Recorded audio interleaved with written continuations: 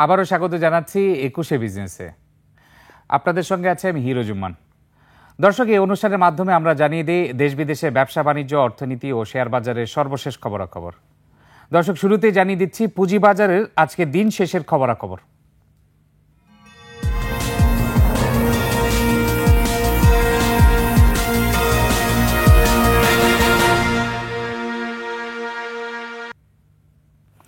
অনেকদিন পর ঊর্ধ্বমুখী প্রবণতা দিয়ে শেষ হয়েছে ঢাকা শেয়ার বাজার আজকের লেনদেন। গত সপ্তাহে টানা ৫ কার্যদিবস নিম্নমুখী প্রবণতার পর এই সপ্তাহে ২ কার্যদিবস ঊর্ধ্বমুখী প্রবণতা দিয়ে শেষ করলো এবং আজকে ঢাকা শেয়ার বাজারে লেনদেন হয়েছে ৪০০ কোটি টাকারও বেশি। তো সেক্ষেত্রে আমরা দেখে নিব আজ দিন শেষে কোন কোন কোম্পানিগুলো টপ ট্রেডে ছিল, শতাংশের দিক থেকে কোন কোন কোম্পানিগুলো বেশি বৃদ্ধি পেয়েছে এবং কমেছে। টপ ট্রেডে থাকা কোম্পানিগুলোর মধ্যে দিন শেষে ছিল লাভেলো, এটি ১৪ কোটি ৩৮ লাখ টাকার মতো লেনদেন হয়েছে, শতাংশের দিক থেকে ৩.১০% বৃদ্ধি পেয়েছে। মিডল্যান্ড ব্যাংক, যেটি টপ ট্রেডেও রয়েছে টপ গেনারেও রয়েছে, আজ লেনদেন হয়েছে ১৪ কোটি ২৮ লক্ষ টাকার, শতাংশের দিক থেকে ১০% বৃদ্ধি পেয়েছে। ওরিয়ান ইনফিউশন, এটি ১২ কোটি ৭৪ লাখ টাকার মতো লেনদেন হয়েছে, শতাংশের দিক থেকে ১.৬০% বৃদ্ধি পেয়েছে। খান ব্রাদার্স পিপি ওভেন, এই কোম্পানিটি লেনদেন হয়েছে ১০ কোটি ৮৪ লাখ টাকার মতো, ১.৩৩% বৃদ্ধি পেয়েছে। আফতাব অটোমোবাইল ১০ কোটি ৩০ লাখ টাকার মতো লেনদেন হয়েছে, শতাংশের দিক থেকে বৃদ্ধি পেয়েছে প্রায় ১.৫%। আমরা দেখে নিলাম টপ ট্রেডে কোন কোন কোম্পানিগুলো ছিল। এখন আমরা দেখে নিব শতাংশের দিক থেকে কোন কোন কোম্পানিগুলো বৃদ্ধি পেয়েছে। এর মধ্যে মিডল্যান্ড ব্যাংক আপনাদেরকে বলেছি প্রথম অবস্থানেই থাকবে, যেহেতু ১০% বৃদ্ধি পেয়েছে। মিডল্যান্ড ব্যাংক ১৪ কোটি ২৮ লাখ টাকা লেনদেন হয়েছে। দুলামিয়া কটন, এই কোম্পানিটি ৯.৯৭% বৃদ্ধি পেয়েছে, লেনদেন হয়েছে প্রায় ২৭ লাখ টাকার মতো। তৃতীয় অবস্থান রয়েছে রানার অটোমোবাইল, এটি লেনদেন হয়েছে ২ কোটি ৪ লাখ টাকার মতো। জানিয়ে রাখি, রানার অটোমোবাইল এই কোম্পানিটি আজ ঘোষণা দিয়েছে তাদের বোর্ড অফ ডিরেক্টর্স মিটিং হবে সামনের সপ্তাহে এবং এই বোর্ড অফ ডিরেক্টর্স মিটিংয়ে কোম্পানিটির ডিভিডেন্ড সংক্রান্ত ঘোষণা আসতে পারে। JHRML, এই কোম্পানিটি এখন পর্যন্ত বৃদ্ধি পেয়েছে ৯.৯২%, অর্থাৎ ১০% কাছাকাছি, লেনদেন হচ্ছে ১ কোটি ৮৬ লাখ টাকার মতো। পঞ্চম অবস্থানে থাকা মুন্নু সিরামিক্স, এটিও প্রায় ১০% মতো বৃদ্ধি পেয়েছে, ৬ কোটি ৩৬ লাখ টাকার মতো লেনদেন হয়েছে আজ দিন শেষে। আমরা দেখে নিলাম টপ গেনারে কোন কোন কোম্পানিগুলো ছিল। এখন দেখে নিব শতাংশের দিক থেকে কোন কোন কোম্পানিগুলো আজ সবচেয়ে বেশি দর হারিয়েছে। যেহেতু বেশিরভাগ কোম্পানির দর বৃদ্ধি পেয়েছে, প্রায় ২৪৬টি কোম্পানির শেয়ারের দর বৃদ্ধি পেয়েছে, সেক্ষেত্রে লুজারে আজকে শতাংশ কিছুটা কম দেখা যাবে। আমরা যদি টপ লুজারের লিস্ট দেখতে চাই, সেক্ষেত্রে আমরা দেখে নিব যে হয়তো বা ৫% বেশি কোনো কোম্পানি দর হারাবে না। আমরা দেখে নিব সংক্ষেপে টপ লুজারে আজ দিন শেষে কোন কোন কোম্পানিগুলো ছিল। টপ লুজারের প্রথমে ছিল ঢাকা ইন্স্যুরেন্স, এটি ২.৮৬%। এখন আমরা দেখতে পাচ্ছি টপ লুজারের আপডেটেড কার্ড, এক্ষেত্রে রিলায়েন্স ফার্স্ট মিউচুয়াল ফান্ড দিন শেষে ৮.৮২% দর হারিয়েছে, টপ লুজার প্রথম অবস্থান ছিল। অ্যাটলাস বাংলাদেশ দ্বিতীয় অবস্থানে ৫.১৪% দর হারিয়েছে। টুংহাই ছিল তৃতীয় অবস্থানে, ৩.১৩% দর হারিয়েছে। প্রাইম ইন্স্যুরেন্স চতুর্থ অবস্থানে ৩.১৫% দর হারিয়েছে। ইন্টারন্যাশনাল লিজিং ২.৮৬% দর হারিয়েছে। অর্থাৎ প্রথম রিলায়েন্স ফার্স্ট মিউচুয়াল ফান্ড ছাড়া বাকি সবগুলো ৫ থেকে ৫%-এরও নিচে দর হারিয়েছে। লেনদেন হয়েছে রিলায়েন্স ফার্স্ট ৪ কোটি ৫৭ লাখ টাকা, এছাড়া বাকিগুলো সবগুলো কিন্তু আসলে ১০ লাখ টাকার নিচে লেনদেন হয়েছে। একটি মাত্র প্রাইম ইন্স্যুরেন্স ১০ লাখ টাকার মতো লেনদেন হয়েছে। অর্থাৎ আজ শেয়ার বাজারে কিছুটা ঊর্ধ্বমুখী প্রবণতা ছিল, যার প্রভাব আমরা দেখেছি টপ ট্রেড, গেনার এবং লুজারের ক্ষেত্রেও। দর্শক, পুঁজিবাজার নিয়ে আরও বিস্তারিত জানতে এখন আমরা কথা বলবো Bangladesh merchant bankers association BMB এর সাবেক সভাপতি মোহাম্মদ হাফিজের সঙ্গে। হাফিজ ভাই, আপনি কি আমাদেরকে শুনতে পাচ্ছেন? জি, শুনতে পাচ্ছি। হাফিজ ভাই, প্রথমে আপনার কাছে জানতে চাই, পুঁজিবাজারে দেখলাম গত সপ্তাহে টানা ৫ দিন নিম্নমুখী প্রবণতার পর আজ কিছুটা ঊর্ধ্বমুখী প্রবণতা ছিল, এই ঊর্ধ্বমুখী প্রবণতা সাস্টেইন করবে কিনা? আসলে সাস্টেইনের ব্যাপারটা তো খুব ডিফিকাল্ট বলা, তবে এটুকু বলা যায় যেহেতু মার্কেট গত ৫ দিন ৬ দিন কন্টিনিউয়াসলি ফল করেছে, এমন একটা জায়গা ছিল যেখান থেকে এটা স্বাভাবিক বাউন্স ব্যাক হতো। তো সেই স্বাভাবিক বাউন্স ব্যাকটা হয়ে সাথে আসার কথা হচ্ছে আজকে মার্কেটে ফান্ড পেয়েছে প্রচ্ছন্নভাবে, যারা ট্রেডিং এ ছিলেন তারা দেখতে পেরেছেন, তারা অনুধাবন করেছেন যে নতুন ফান্ড আসতেছে।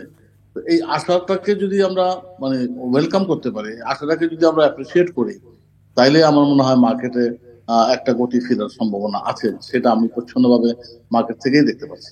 জি হাফিজ ভাই, আজকে উল্লেখযোগ্য বিষয় হচ্ছে লেনদেনের পরিমাণ কিছুটা বেড়েছে। আমরা যখন দেখি যে আসলে বিনিয়োগকারীদের আস্থা নেই এই পুঁজিবাজারে, আপনার কি মনে হয় যে বিনিয়োগকারীদের আস্থা কিছুটা ফিরে পাচ্ছে এবং তাদের আস্থা ফেরানোর জন্য কি করা উচিত? আচ্ছা, খুব তাড়াতাড়ি একদিনই তো এই কমেন্টটা করা ঠিক না। কন্টিনিউয়াসলি এত বড় লং টার্ম ফল করার পরে একদিন বেড়েছে, এটার জন্য বেশি আশান্বিত হওয়ার দরকার নেই। জি। আমরা যদি জাস্ট একটা মডারেট ভিউ ড্র করি, মডারেট লাইন ড্র করি, সেটা হচ্ছে যে পড়ার পরে যে বাউন্স ব্যাকটা সেটা আসতে হচ্ছে, এটা যদি কন্টিনিউ করে নেক্সট 1 2 3 যদি কন্টিনিউ করে, তখন বোঝা যাবে যে আসলেই বিনিয়োগকারীরা মার্কেটে আসতে ফিরে পাচ্ছেন এবং তারা মার্কেটে বিনিয়োগ করার জন্য আসতেছেন তাদের সাইডে লাইনে থাকা ফান্ডগুলো নিয়ে। জি হাফিজ ভাই, বিনিয়োগকারীদের আস্থা সংকটের জন্য আরও বিভিন্ন বিষয় নিয়ে আসলে বিএসসির বর্তমান কমিশনকে আসলে কিছুটা দোষারোপ করা হয়। সেক্ষেত্রে আপনার বিএসসিসির বর্তমান কমিশনের পারফরমেন্স আপনি কিভাবে মূল্যায়ন করবেন? দেখেন, কমিশনের পারফরমেন্স তারা নিজেরাই ভালো জানেন। তারা মার্কেটের রেগুলেটর, তারা মার্কেটের গার্ডিয়ান। মার্কেট খারাপ হলে যেমন দোষের বার্তা তাদের উপরে গিয়ে বেশি পড়ে, আর ভালো হলেও তাদেরকে সকালে বাবা দেওয়া শুরু করে। আসলে সঠিক সিদ্ধান্ত সঠিক সময় নেওয়া এবং এবং ঠিকভাবে নেওয়া, সেটা নির্ভর করে পুরোপুরি আমাদের মার্কেটের, আমাদের গভর্নমেন্টরা, আমাদের বিএসসিসির উপরে। তারা যদি সঠিক সিদ্ধান্ত নেয় এবং নিতে পারে, তাহলে মার্কেটে কোনো ভয় থাকে না, লোকজন আস্থা ফিরে পায়। আজকে আজকে আমাদের বর্তমান চেয়ারম্যানকে দায়ী করা হচ্ছে, উনি রিফর্ম, আমিও রিফর্মের পক্ষে, কিন্তু সেই রিফর্ম গুলোকে কিভাবে নিতে হবে? জি। অনেক অন্যায় হয়েছে, অন্যায় যদি শাস্তি না দেন, অন্যায়কে যদি অ্যাড্রেস না করেন, তাহলে সেই অন্যায় আবারও হবে। জি। ভালো পদক্ষেপ, সন্দেহ নেই, কিন্তু পুঁজিবাজারের ক্ষেত্রে এটা একটু অন্যভাবে নেওয়া যেতে পারতো। একটু ধীরে সুস্থে রয়ে সয়ে ধীরে ধীরে ধীরে ধীরে ফাইন্ড আউট করে, ইনভেস্টিগেশন প্রপার করে তারপরে এটা করা যেতে পারতো। ওই ওই যে একটা গেছে, আবার বোধহয় ফাইন হবে, আবার বোধহয় ফাইন হবে। স্পেশালি ফাইন কাদেরকে করা হয়েছে? যারা বড় বিনিয়োগকারী, তাদের কেনা বেচার মধ্যে তাদের ত্রুটি বিচ্যুতি কিছু হয়েই থাকে। এগুলাকে আমি ওভারলোক করতে বলছি না, বা এগুলাকে সহনীয় পর্যায়ে নিয়ে আসার জন্য আমি বিনীতভাবে মাননীয় চেয়ারম্যান এবং এসএসসির কর্মকর্তাদেরকে অনুরোধ করব। জি, আপনি যেটি বললেন যে আসলে পুঁজিবাজারে কারসাজির সাথে জড়িতদের জরিমানার ব্যাপারে বিএসসিসি খুব ভালো পদক্ষেপ নিয়েছে এবং সেক্ষেত্রে সাধুবাদ জানাই। এছাড়া অন্য কোনো কিছু আসলে অন্য ভালো কোনো পদক্ষেপ কি আমরা দেখেছি গত 5 মাসে, অথবা ভবিষ্যতে পাবো বলে মনে হয়? হ্যাঁ, অবশ্যই, কারণ মার্কেটের যে লেভেলে চলে আসছে, আমাদের পি দেখেন, সারা দুনিয়ার মার্কেট যখন উঠতেছে তখন আমাদের ফল করতেছে। জি। আমাদের মার্কেট পি 10-এর নিচে, 10-এর মানে এত নিচে, এই সাউথ জি। এশিয়ার ভিতরে নিচে আমাদের পি। জি। এখানে ইনভেস্টেবল জায়গা আছে। এখানে শুধু আমাদের করলে হবে না, এখানে যদি আমরা একটা সাস্টেইনেবিলিটি দেখাতে পারি, এখানে যদি আমরা একটা কন্টিনিউটি দেখাতে পারি, আমাদের মার্কেটের সেলস দেখাতে পারি, তাহলে কিন্তু দেশীয় পুঁজির সাথে সাথে বিদেশি পুঁজিও এখানে আসবে। কারণ জি। সবাই, পুঁজিটা জি। তো কেউ বেঁধে রাখে নাই। বাইরের পুঁজি আসতে কোনো বাধা আছে, আমাদের দেশে কিছু বাধা আছে। সেই বাধাগুলোকে যারা আজকে ট্রান্সপোর্টের দায়িত্ব আছেন, তারা যদি অ্যাড্রেস করেন, যেমন একটা প্রচ্ছন্ন বাধা আছে বিদেশি কোম্পানি লিস্টের ব্যাপারে, এই ব্যাপারটা যদি তারা অ্যাড্রেস করেন, বিদেশি কোম্পানি যদি এখানে আসে, লাভবান কারা হবে? আসলে তো আমরাই লাভবান হব। লাভবান হওয়ার জন্য যে সমস্ত স্টেপ নেওয়া দরকার, আমি বিশ্বাস করি আমাদের যারা এবার টাস্কফোর্সে আছে, যারা দায়িত্বে আছেন, তারা সঠিক রিকমেন্ডেশন দিবেন। এবং সেই আইনটা যদি প্রণয়ন করা হয় সরকার থেকে বা বিসিএ থেকে, এটা আইনটাকে যদি আমাদেরকে দেওয়া হয়, তাহলে পুঁজিবাজার ডাইরেক্টলি উন্নতির দিকে যাবে ইনশাল্লাহ। জি, আরেকটি বিষয় নিয়ে আলোচনা করতে চাই, যে ভালো ভালো কোম্পানির তালিকাভুক্তি কতটুকু প্রয়োজনীয় দেশি এবং বিদেশি কোম্পানির ক্ষেত্রে। কারণ ডিএসসির একজন পরিচালক আমাদেরকে গত সপ্তাহে বলেছিলেন যে 15 বছরে যে কোম্পানিগুলো পুঁজিবাজারে তালিকাভুক্ত হয়েছে 10 টাকা শেয়ার 3 টাকায় পাওয়া যায়। এখন এই পরিস্থিতি কি ভবিষ্যতে আবার হতে পারে কিনা? শুনেন, এটা তো ফ্রি মার্কেট ইকোনমি। এখানে যারা লিস্টিং এর জন্য আসবেন, সেই কোম্পানিগুলো ভালো কিনা সেটা তো দেখে নিয়ে আসতে হবে। সেটা দেখবে কারা?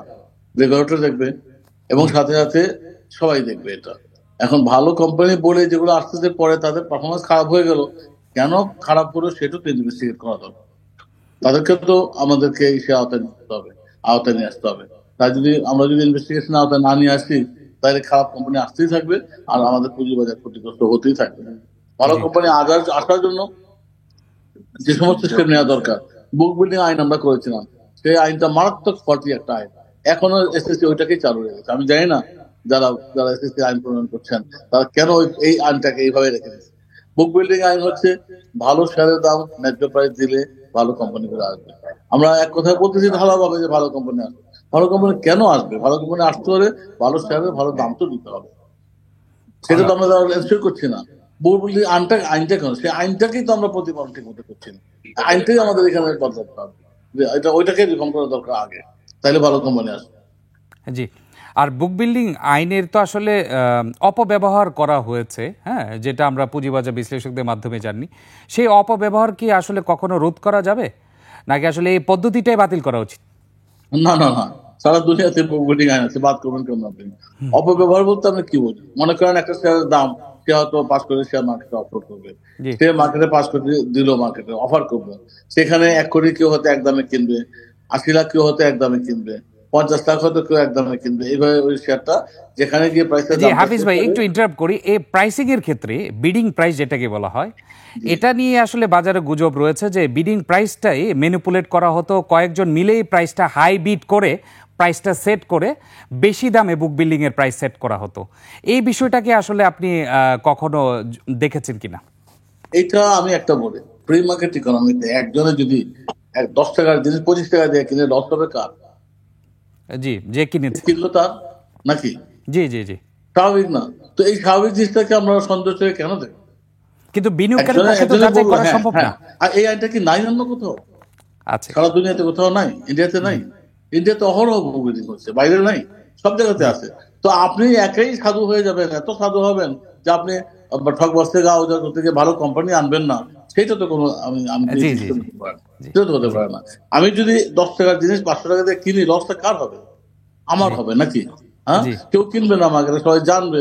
কোম্পানিটা সম্পর্কে জানতে হবে সবাইকে, এই জন্য আমি সবাইকে বলি আগে কোম্পানির সম্পর্কে জানি। কোম্পানি সম্পর্কে যদি জানি, কোম্পানির শেয়ারের দাম 10 টাকাটা 12 টাকা হয়েছে না 10 টাকাটা 500 টাকা হয়েছে, সেটা আমার জানা হয়ে যাবে, ঠিক জি না?